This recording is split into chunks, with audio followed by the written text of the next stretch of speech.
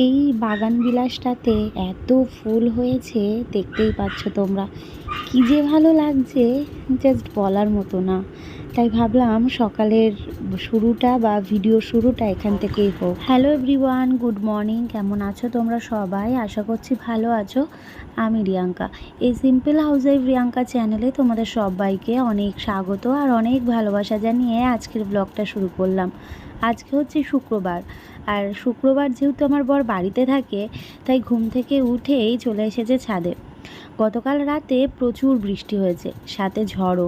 তো সেই বৃষ্টির কারণে ছাদে অনেক জায়গায় দেখলাম জল বেঁধেছে। তবে হ্যাঁ, আমি পরে এসে দেখেছি ততক্ষণে আমার বরের অর্ধেকের বেশি কাজটা হয়ে গেছে।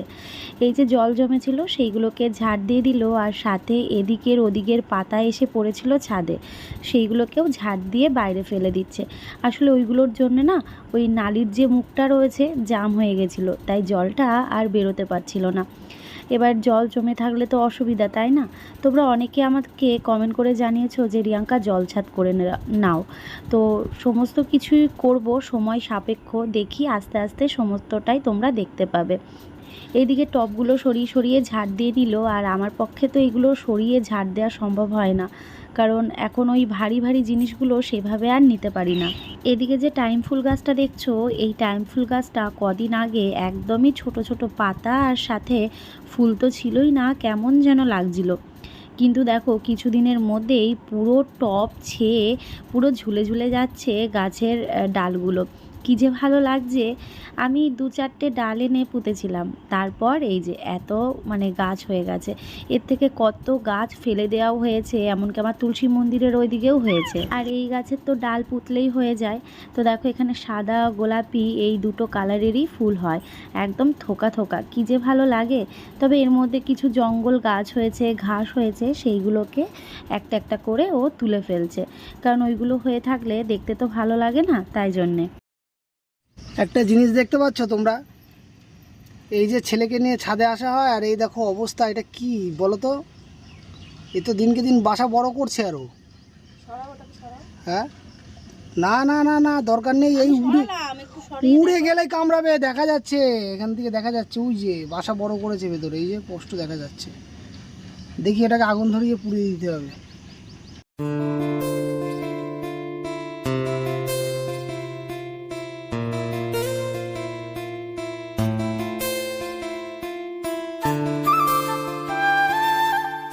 সত্যি বলতে দুদিন আগে এই পুঁইশাক গাছগুলোকে দেখে আমার একটুও ভক্তি আসছিল না। বারবার বরকে বলছিলাম, কি ব্যাপার, পুঁইশাক গাছগুলো কি এমনই হয়ে থাকবে? আমার কত স্বাদ যে পুঁইশাকের গাছ পুরো বেয়ে যাবে, কিন্তু তারপর দেখা গেল যে দেখো কত সুন্দর পাতা ছাড়ছে। তো চাল কুমড়ো গাছটাও বেশ ভালো হয়েছে, আর এদিকে পুঁইশাক গাছটাও বেশ ভালোই হয়ে উঠছে। দেখা যাক এবার কত দূর কী হয়।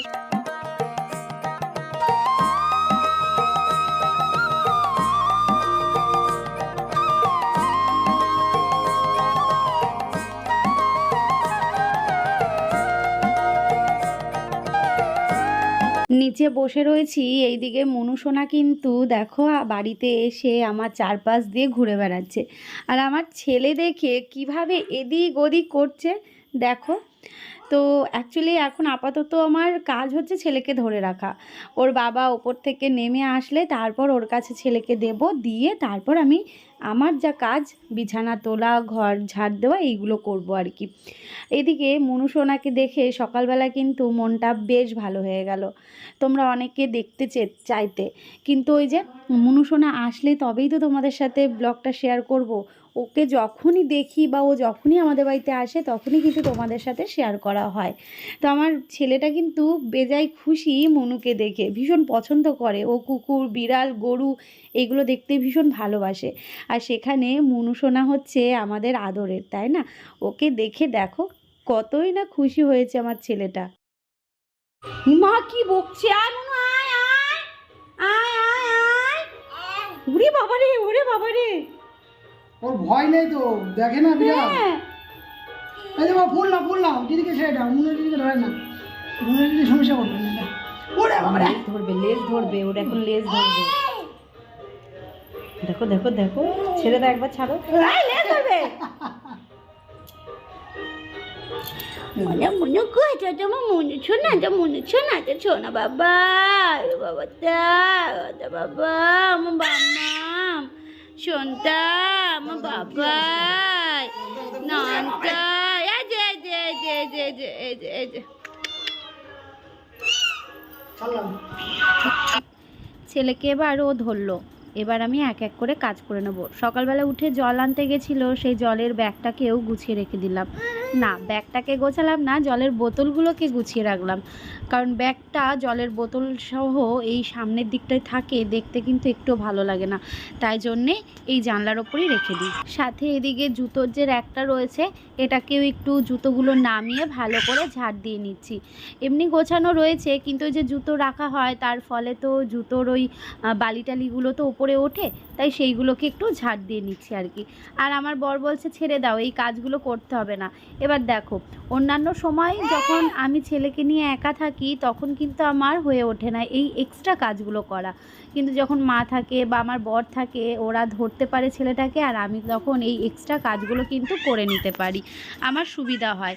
এবার নিজের কাজ নিজে যতটা ভালো বুঝতে পারবো, ও তো সেটা বুঝতে পারবে না, তাই না? তাই আমার কাজটা আমাকে বুঝেই করতে হয়। তাই মোটামুটি সমস্ত কাজ কমপ্লিট। ওদিকে ঘরের আলমারি শোকেসটাকেও একটু ওয়াইপস দিয়ে মুছে নিলাম।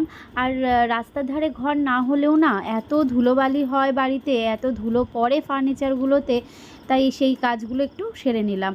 তার সাথে এখন ঘর বারান্দা সমস্তটাই ঝাড় দিয়ে নিচ্ছি। একেবারে স্নান পুজোটা সেরে রান্নাঘরে ঢুকবো, তারপর রান্না করব।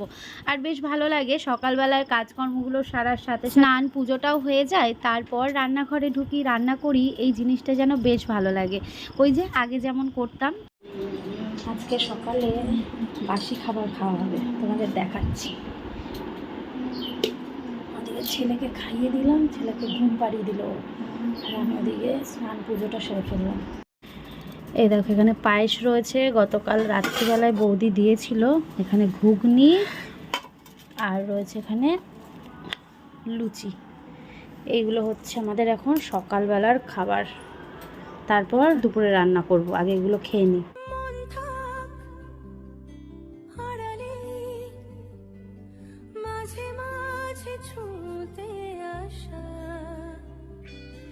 জানি হাত বাড়ালে ধরা দেবে ভালোবাসা, তুমি পথে চেনো, পাশে আছি জেনো, আমাকেও সঙ্গে নিলে থেকে যাব তোমায় আমায় মিলে। ছেলেকে খাইয়ে ঘুম পাড়িয়ে দিলাম, আর ওদিকে ওর বাবা গেল হচ্ছে এক গামলা জামা কাপড় নিয়ে ওপরে কাটছে। ও বললো দাও আমি করে দিই, তুমি এদিকে ছেলেকে ঘুম পাড়াও, তারপরে তো রান্না রয়েছে। সকালবেলায় তো ওইগুলো দিয়ে খাওয়া হয়ে গেছে বলে সকালে রান্নার চাপটা ছিল না। তো এদিকে ভাত হয়ে গেছে, আর এদিকে 2 টুকরো মাছ বার করেছিলাম, এই যে রুই মাছ, ওই জন্য 3 টুকরো আজকে বার করলাম, শুধু তো দুপুরের জন্য আমাদের। আর রাত্রিবেলায় না কীর্তন আছে আমাদের, আমি যেই বাড়ি থেকে দুধ নিই, গরুর দুধ, সেই বাড়িতে কীর্তন, মানে আমার বরের বন্ধুর বাড়ি আর আমার হচ্ছে বান্ধবীর বাড়ি ওটা। তো যাচ্ছে, তো সেখানে আমরা যাব। আমার বর হয়তো যাবে না, ওর রাতের খাবারটা আমি নিয়ে আসবো, আর মা আমি ছেলে যাব সবাই কীর্তনে। ছেলে তো ওই মাইক বাজছে সকাল থেকে, তো জন্য তোমাদের সামনে এসে সেভাবে কথাই বলতে পারিনি। সকালবেলা ভীষণ জোরে জোরে মাইক বাজছিল, তো আমি সকালবেলায় ওই কীর্তন শুনে, মানে ওই বক্সের আওয়াজ শুনে ছেলে আমার হাত তুলে এরকম করতে শুরু করে দিয়েছে। ভাবো তাহলে, আসলে ও পেটে থাকাকালীন আমি এত কীর্তন শুনেছি, কৃষ্ণ নাম শুনেছি, কি বলবো। আমি আমার ব্লুটুথ যে মেশিনটা আছে সেটাতে বাজিয়ে আমি কাজ করতে থাকতাম, আমার খুব ভালো লাগতো সেটা। তো ওই জন্য আমার ছেলেটা খুব কৃষ্ণ, আর আমিও ভীষণ ভালোবাসি কৃষ্ণ নামটা। হরে কৃষ্ণ শুনতে ভালোবাসি, কীর্তনে যেতে ভালোবাসি, আমার ভালো লাগে। তো ভালো মশলার সাথে ওই ইয়েটাকে একটু কষিয়ে নিচ্ছি মাছটাকে, তাহলে মাছটা একদম নুন ঝালটা ফুটে যাবে, বুঝলি। কালকের চাটনি আছে আর মাছ আলুর সাথে দিয়েছি, দিয়ে হয়ে যাবে।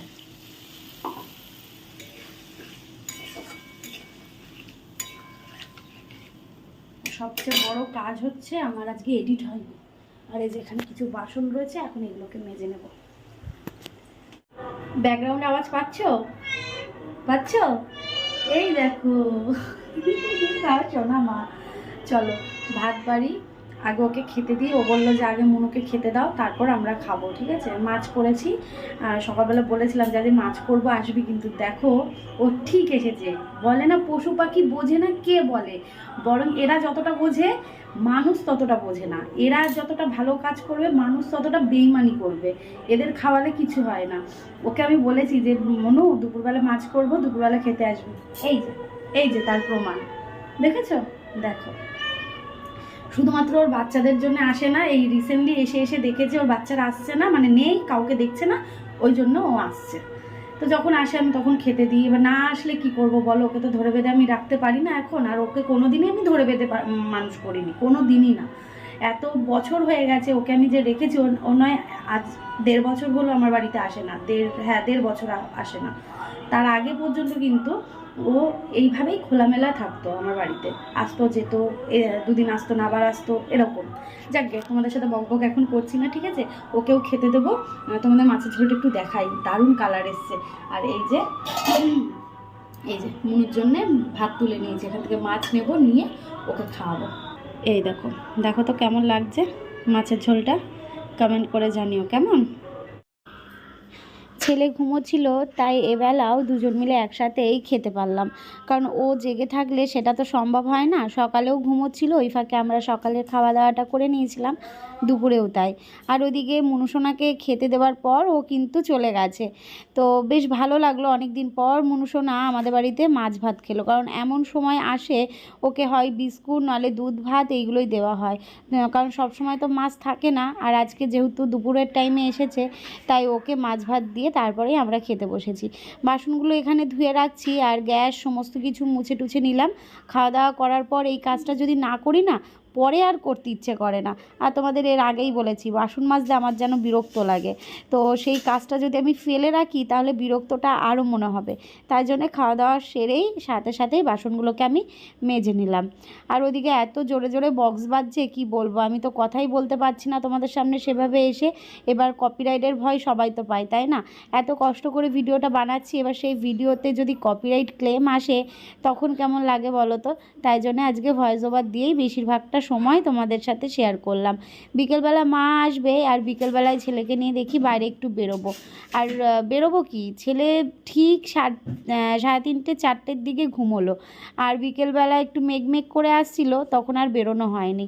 ভেবেছিলাম বেরোবো, আর বেরোনো হয়নি। তো যাকগে, এইদিকে সিংটাকেও একটু মেজে নিলাম, আর এই যে হাত মোছার যে কাপড়গুলো সেইগুলোকে ধুয়ে এই জায়গাতেই মেলে রাখলাম।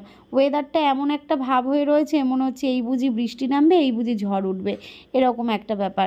দিদুন কই? দিদুন ওই যে দিদুন ঝাঁটা হাতে। হ্যাঁ,